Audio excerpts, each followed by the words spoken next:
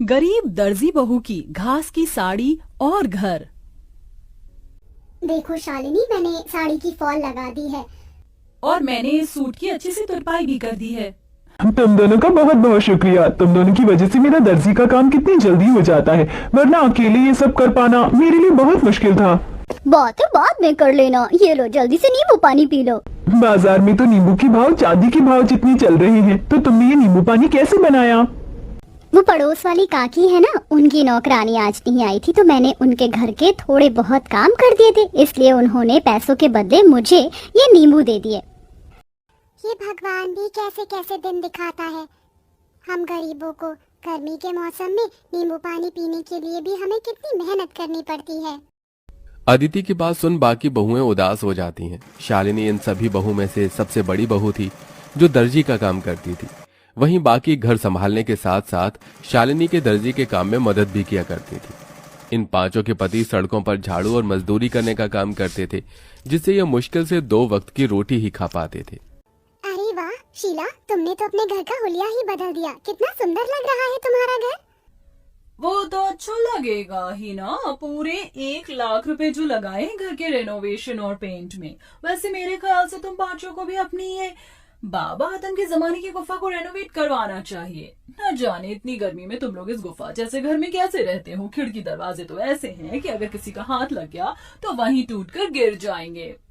पांचों बहू की घर की बेइज्जती करके घमंड दिखाते हुए शीला अपने घर के अंदर चली जाती है। अपने घर की इतनी बेइज्जती होता देख पांचों बहुओं को ही काफी दुख होता है। अरे बाप रे बाप, ऐसा लग रहा है कि धरती लोक पर नहीं बल्कि सूर्य ग्रह पर पहुंच गया हूँ। कितनी गर्मी है। इतनी गर्मी में गुफा में सोओगे तो गर्मी नहीं तो क्या ठंड लगेगी। क्या गुफा? और नहीं तो क्या, ये गुफा क्या आप लोगों को घर दिखाई देती है? शादी को इतना समय हो गया है, लेकिन हम एक ढंग के किराए के मकान में भी नहीं रह सके। कभी कभी तो लगता है इस गुफा जैसे घर को छोड़कर जंगलों में चले जाऊं और वहीं रहूं। याशिका की बातें सुन सभी लोगों को इस बात का एहसास तो होता है, लेकिन अपनी गरीबी और लाचारी देखते हुए वो कुछ नहीं कहते और ऐसी गरीबी में उनके दिन बीतने लगते हैं। अमृता, अगर तुम न होती तो इतनी गर्मी में हमें ये ठंडा पानी पीना भी नसीब नहीं होता। जमीन ठंडी रहती है ना, इसलिए मैंने पानी के मटके रखना शुरू कर दिया था, ताकि कड़ी से कड़ी गर्मी में भी हमें ठंडा पानी मिल सके। कल रात थोड़ी बहुत चैन की नींद नसीब हुई थी। वैसे ये कपड़ा गीला कर ओढ़ कर सोने का आइडिया सच में कमाल का निकला। अब तो मैं रोज ऐसे ही सोऊंगी। पांचों बहुएं हमेशा अपने ऐसे छोटे मोटे जुगाड़ से गर्मी से थोड़ा बहुत बैक लिया करती थी।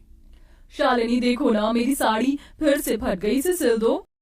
कितनी बार एक ही साड़ी को बार बार सिलकर पहनेंगे? जब से शादी हुई है तब से लेकर आज तक एक भी साड़ी नहीं पहनी है। वही 2-3 साड़ियों को सिल कर ही पहन रहे हैं। अदिति इतना बोल ही रही होती है कि तभी उन्हें बाहर से साड़ी वाले की आवाज आती है, जिसे सुन पांचों बहुएं जैसे ही बाहर आती हैं। अरे भाई साहब, ये नीली वाली साड़ी दिखाइए। अरे बहन जी, आप लोग वहाँ क्यों खड़ी हैं? देखिए, मेरे पास एक से बढ़कर एक साड़ियाँ हैं। बनारसी, सूती, लखनवी, जरी वाली। बताइए कौन सी साड़ी दिखाऊं?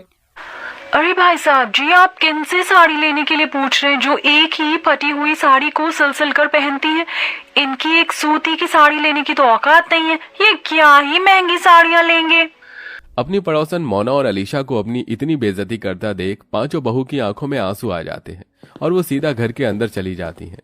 पांचों बहुएं इस गर्मी और गरीबी से परेशान हो चुकी थीं।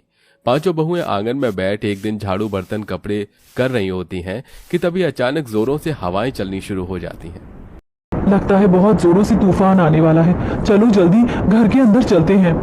पांचों बहुएं जैसे ही घर के अंदर जाने लगती हैं कि तभी तेज आंधी की वजह से उनके घर की छत उड़ जाती है और साथ ही साथ उनके घर की दीवारें भी टूटकर बिखर जाती हैं। हे भगवान, ये तूफान गांव में नहीं बल्कि हमारी जिंदगी में आया। अब हम लोग कहाँ रहेंगे? अपने घर के टूट जाने की वजह से पांचों बहुएं बहुत रोती हैं। शाम होते ही इन सब के पति घर आते हैं और ये सब नजारा देख उन्हें भी काफी दुख होता है, जिसके बाद अब वो सभी सिर छुपाने के लिए जंगल की तरफ बढ़ते हैं और एक बड़े से पेड़ के नीचे बैठकर अपनी रात वहीं गुजार लेते हैं। जहां ये सभी लोग रहते थे वहां पर एक बड़ी सी नदी भी बनी हुई थी, जो तूफान की वजह से काफी गंदी हो गई थी, जिसे देख पांचों उस नदी की सफाई करते हैं और ऐसे ही उनके कई दिन गुजर जाते हैं। कभी कभी तो मन करता है इसी नदी के अंदर कूदकर जान दे दूं। कम से कम इन चीजों से छुटकारा तो मिलेगा। अमृता, ये तुम कैसी बातें कर रही हो? जिंदगी का तो नाम ही संघर्ष है, हम लोग ऐसे हार नहीं मान सकते। शालिनी की बात सुन नदी किनारे बैठी सभी बहुओं की आंखों में आंसू आते हैं। तभी उनके आंसू नदी के अंदर जा गिरते हैं। उनके आंसू जैसे ही नदी के अंदर जाते हैं तो नदी के अंदर एक सुनहरी रोशनी चमकती है और देखते ही देखते उनके सामने नदी की रानी बाहर आती है। कौन हो तुम? मेरा नाम नंदिनी है और मैं इस नदी की रानी हूँ। तुम पांचों ने मेरी नदी को साफ किया, यहाँ आसपास सफाई रखी और आज तुम लोग बैठकर ऐसे रो रहे हो। बताओ, तुम लोग क्यों रो रहे हो? उस रानी की बात सुन सारी बहुएं उसे सारी बात बताती हैं, जिसे सुन वो रानी पांचों बहू को अपने साथ नदी के अंदर ले जाती है। उस नदी के अंदर की जमीन, मछली घर सब कुछ घास का बना हुआ था।